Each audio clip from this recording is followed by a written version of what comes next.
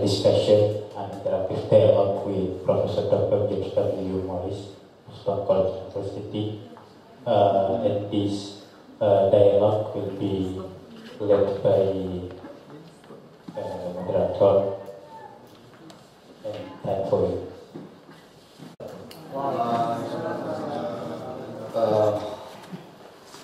First of all, I'd like to say that today we have a very, for me, it's kind of blessing.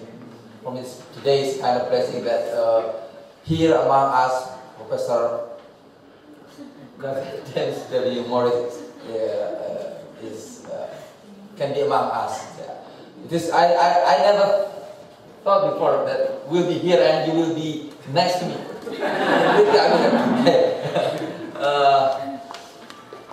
And then I thank you very much to all participants that you can be here with us today. I don't want to take too much time because the time will be all of yours. But before the discussion, before this starts, we have a kind of little discussion with Professor about what he wants about in this course. In the beginning, I thought that this will be kind of formal discussion, and in fact, Professor Morris said that he wants to be this kind of traditional lecture. Yeah, even he want to sit just like not in the chair, not on the chair, but tomorrow. Tomorrow we try to be like that. Okay. And then second one is that this is far from the very formal discussion. That's why I want you to use this occasion, this opportunity to, as much as possible, as a very to explore everything about what Professor will deliver or will teach us. And therefore, please don't be hesitate to give any questions. Every question, please prepare every questions. Even if you cannot speak English, you can speak Indonesian and we'll try to translate in English. Impersian. Okay, so jadi intinya kalau ada pertanyaan, apa saja pertanyaan dalam bahasa Indonesia pun tidak apa-apa. Yang penting use this occasion semaksimal mungkin lah. Gitu ya. Jadi itu permintaan beliau ke saya dari sebelum acara dimulai. Okay, without further ado, I think we will please Professor to share time yourself. Bismillahirrahmanirrahim. Before I enter into the thanks and other preliminaries and things that my friend here, the moderator, has already mentioned, I have to explain they are recording this and apparently both visually as well as sound, so I'll stay up here. But the Arabi begins each chapter of this like an opening spiritual illuminations with the formula after a poem, with the formula Ayyadakallahu wa iyana minhu. May God support you and us with the spirit from Him. So in that spirit, even though we've had the invocation of Surah Al-Asr, one of my favorites, last time I was here, got that book, the Sufi book, got translated, which is all on the theme of Surah Al-Asr. But I would ask this, if everyone could just for a moment say Fatiha, just silently is fine, as a dua for the tawfiq and for the right spirits that we are all able to gain from these 3 or 4 days that we have together. So if you could just, I guess you could just do it silently, but...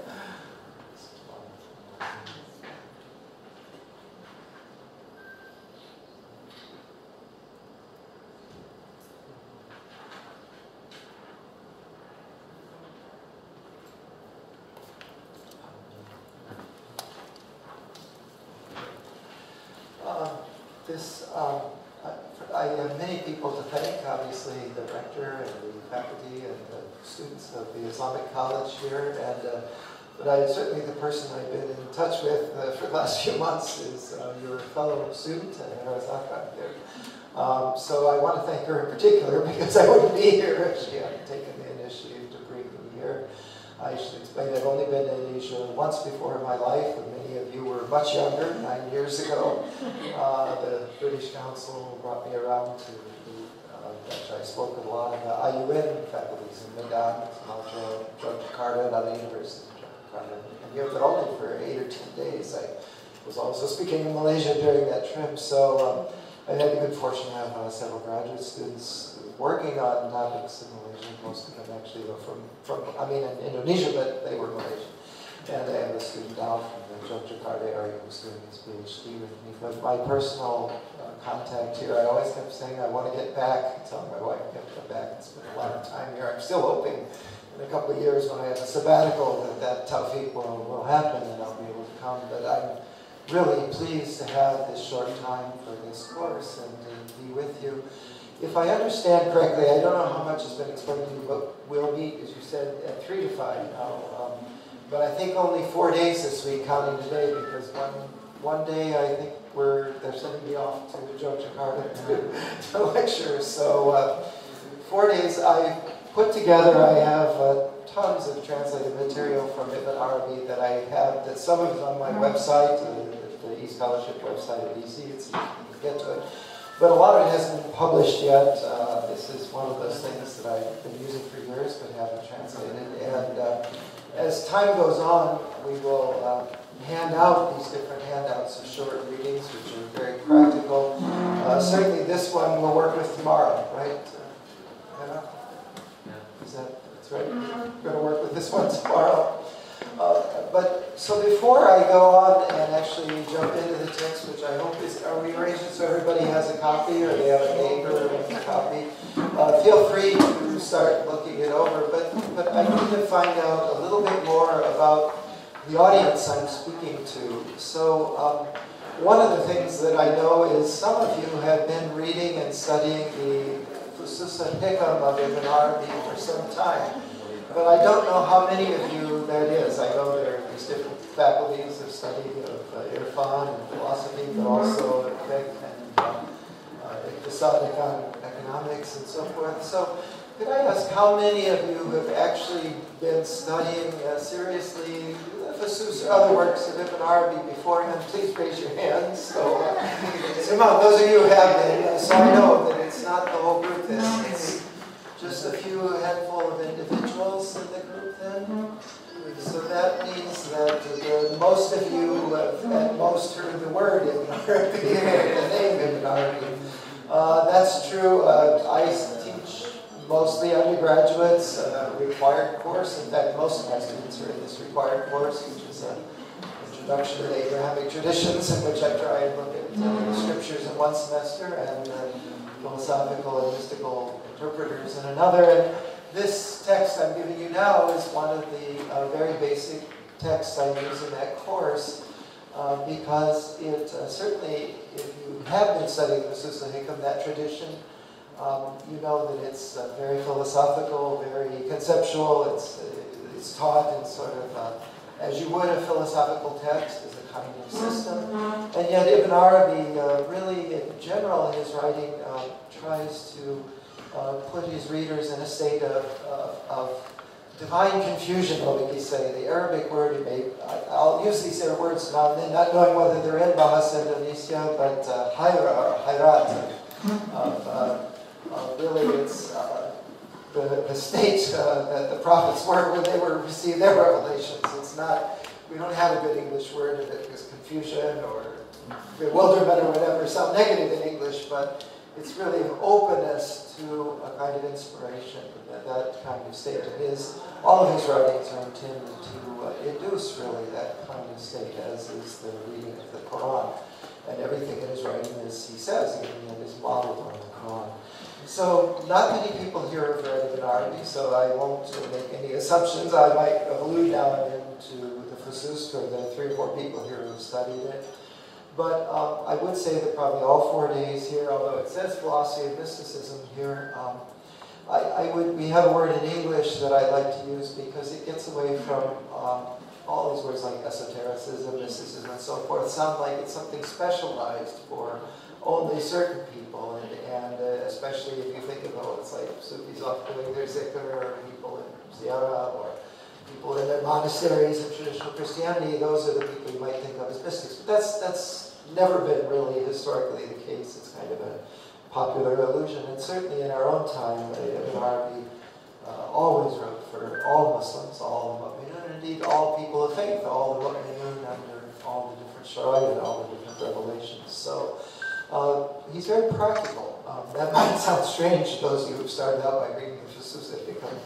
But texts like this, when we look at the collections of Ibn Arabi's manuscripts, they're more common than any others. His writings, these short, practical spiritual texts, they're not popular in the sense of simplified or dumbed down, but they're popular in the sense they're accessible and meaningful to everyone. And as I said, I teach students from all backgrounds, students who call themselves atheists or Catholics, or the Muslims are certainly a minority, whatever, but there's nothing in what we're looking at, for example, here, which can't be understood by human beings, quite human beings.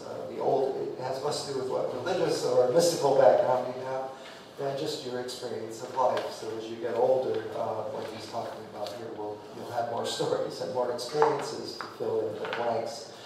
So what else do I need to know? Let me see. How many people here can at least read some Persian or have been studying something in Persian? Again, be honest. It doesn't mean you've mastered it. I just need to kind of know what languages or vocabulary I can allude to as we go along. I know a couple of you who've been conversing in basic Persian. So how about Arabic? This is really important. How many people, if you're studying in some of these subjects, you must be studying some Arabic.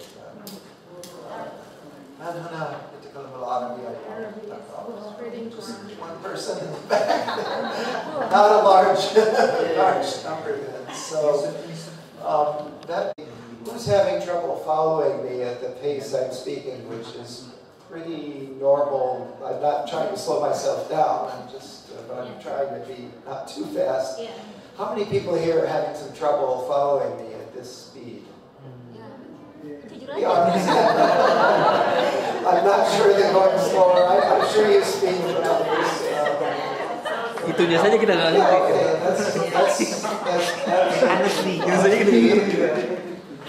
The last time I came to lecture in Indonesia, especially at what they were called in the IAIN, colleges, universities, most of the time I would say 2 or 3 sentences and then a translator would translate into Indonesian what I said, and we went back and forth like that. I know that's an imposition on those who can follow the English, but you'll have to get some confidential feedback and see whether that would be a better procedure as far as language. Because basically, what I want to try and do here, I can remember when I was a student just starting out in these subjects. And there are many different illusions and confusions that you can't help but pass through as a student. And a lot of what I say will be kind of just what they call in Arabic isharat, just allusions to things that I wish people had told me, even though I had amazing teachers. The general theory of all my teachers was what you might call the sink or swim method of teaching. I don't know how many professors here use that method, but it works with real smart and dedicated students. But those aren't the ones who sink. But I learned to swim. But that is, they would just like throw me into reading difficult Arabic and Persian texts. But I spent much of my life, I started off studying Morocco, Arabic, France, Egypt. Finally got up to where I felt pretty much at home in Arabic, then going to Iran, having to start all over in Persian and in French, and now I work a lot in Turkey, and I'm working on that. So I know the difficulties of following something like this in another language. So for those of you who have that problem, can I say that you don't have to read all of this. I don't know how your English reading speed is either. What I would ask you to do is something that in a place with lots of Iranian connections will be very familiar to those of you who have some sense of that culture, which is to do an istifal of this text. So if you don't have time or your English reading is slow, just say a little dua, a little prayer, and ask for that, and then open this up and see where your hand is, and try and read that page, and try and understand that particular page. Because the way Ibn Arabi writes is such that we could do the whole week on 2 or 3 lines of, actually, sometimes in pages or 2 or 3 lines of Arabic. You know, they're not long. In fact, this table of contents at the front, you'll notice I added how many lines of the Arabic text are there, and you can see that, you can also see that I've abridged. I've left out some of the sections where it says not yet translated. I've just given the chapter heading. So if you find English reading difficult and challenging, just pick 2 or 3 of these sections and try and understand what Ibn Arabi is talking about there, so that you can bring back your insight and your experience and share that, and questions you have about it, and share that tomorrow in the seminar session with us. Abu Madyan, who was, although he never met Ibn Arabi physically, was his teacher, the famous Abu Madyan, as they say in North Africa, but Abu Madyan, the famous sheikh who's I still one of the closest experiences of being with the Mohammedan reality was when I was visiting Abu Madyan shrine with some Iranian friends many years ago, and Abu Madyan would tell his students, "Bring me fresh fruit. Bring me," what he meant was, you know how in pre-modern refrigerating societies, meat spoils pretty quick. Well, our spiritual life is something that goes on. We learn cumulatively from what we've learned in the past. But Ibn Arabi wants us to turn to what God is teaching us at each moment in our life, at each present, what he calls the fat is that opening between us and our Lord at each instant in life. So actually your questions or your problems are just as valuable as great mystical insights. In fact, they're more valuable because your questions and problems will pertain to everybody else in the class, whether or not they say that. Whereas great mystical insights they're from Al-Wahhab, they're gifts, but they're something that we have to work with, and we have them, but they're not necessary to share with the group. So your questions, your problems, your mushkilat, that's what we can deal with in this class setting. And so I hope you'll keep Abu Badyan's words in mind. If you turn to the number 18, which falls on page 8 here, you'll notice it's very short and it's fully translated. As I said, in the Arabic text, number 18 on page 8 here, is to always be present with God in all of your actions and all of your states of rest. You'll notice, for those of you who can make it through reading this whole text, you'll notice that this is the qutb, the axis or the pillar around which the whole work is it? Wait, is it page 8 of mine? I don't know whether it is number 18 and anything else. Do you want to explain that? So it's different pagination from yours, okay? Because everything else Ibn Arabi says in this work is really about this question of presence. His later interpreters, Saduddin Qanawi, explain all his philosophy in hadarat, in terms of different degrees or different levels of the divine presence, or really our presence with God. Because we're the ones who are absent. His presence is a given. So one way of talking about this is you might see this text, which is very, very practical again. There's nothing here that, on the surface of it, we have, first of all, what I'm telling you here to turn to the middle of this is something that there are many secrets about Islamic writings and teachings and books in falsafa and hikmah tradition as well as in irfan. And one of these is that unlike books of philosophy or kalam, or in the modern sense where you have a systematic, where you give them simple bases first and then it gets more complicated, traditional Muslim writings almost always in these traditions put what's most important at the center, and then often by way of isharat. So what's at the beginning and the end is often not irrelevant, but rather superficial, sati, you would say. So this is just an example of whether you're reading Al-Farabi and Messina and Rushd. If you happen to have the time to do philosophy, it's the same thing would be true. You'll learn that it's what's at the center that is often the real essence, and it can be a short text or a long one. That's often the case. But about this particular text, I'm going to say more today and talk more, simply because you haven't had a chance to look at it. So but probably the first thing I would say to understand what this text is about is, you might say it's lessons in how to dance with God. I don't know whether any of you have ever had the experience of learning to dance, but in the old days when two people danced, especially if you can remember back to maybe that embarrassing time where people stepped in each other's toes and all of those kinds of things, Khaja Hafez of Shiraz, the famous poet, has a wonderful, number of wonderful ghazals in which he doesn't ever mention dancing in particular, but he talks about, he uses an imagery drawn from the qunut when you're doing dua like this, and it's really so moving when you suddenly realize that's what he's talking about in these poems.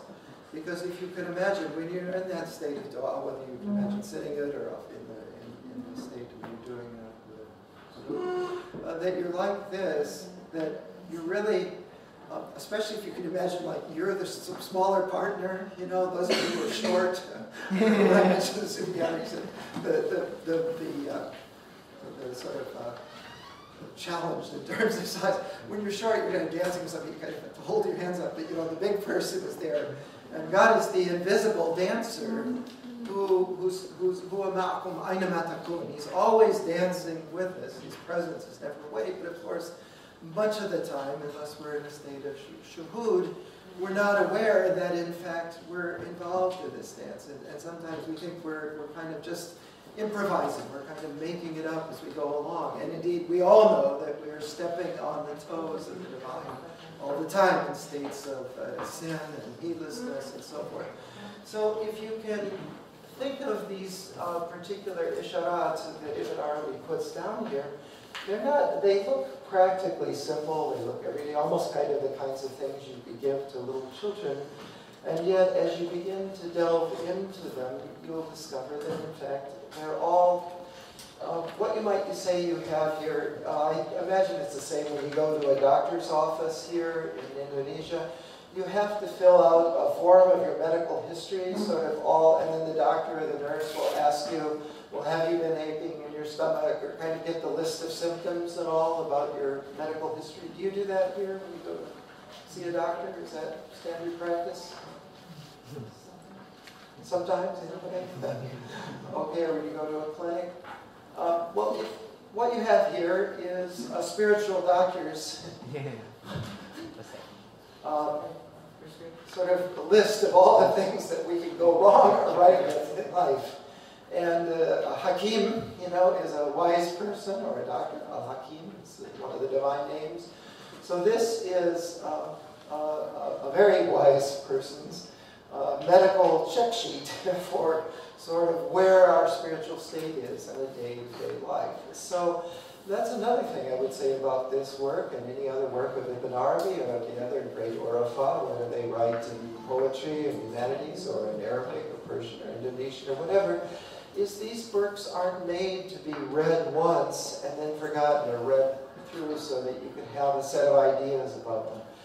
What they're meant to be is a kind of diagnostic reminders of different areas of our life and different problems that will come up at different times. There's things here about anger. There are things here about what is the right occupation. There are things here about sit. But almost all of the key akhlaq, the key spiritual virtues of the Quran are dealt with at one point or another in these different points that Ibn Arabi mentions here. So what they are is just reminders. They're just reminders to, oh, look at this. Because if we don't, and the title here, the long title, which I didn't get in full, but Kitab al-Qan means the book of the essence, of the quintessence of what is, I think it's La yanbaghi lil murid, and then a lot of times it's Qabla an yajid or something to the effect before the seeker finds their spiritual guide or their spiritual master. So, let me say a little bit about the title here. Titles, again, are something in all Islamic literature. These traditions are extremely important in most cases. And the key point here is both what is it's essential, it's really indispensable, but the key word here is murid, which I've translated as spiritual seeker. What is irada? First of all, of course, from Ibn Arabi's point of view, he always thinks back to their masdar, their sanad, in their divine nature. So, irada is seeking, but it's rational choice. It's not so much the desire, but it's the spiritual will. It's very close on one hand to himma, or himat. I'm going to throw out the Arabic or Persian here. Sometimes these words exist in Indonesian, sometimes they don't, but if they happen to have heard them before. But irada or iradat is really, it's the real murid, from Ibn Arabi's point of view, of course, and whatever irada we have, is always given to us, granted to us. So it's Allah Ta'ala that is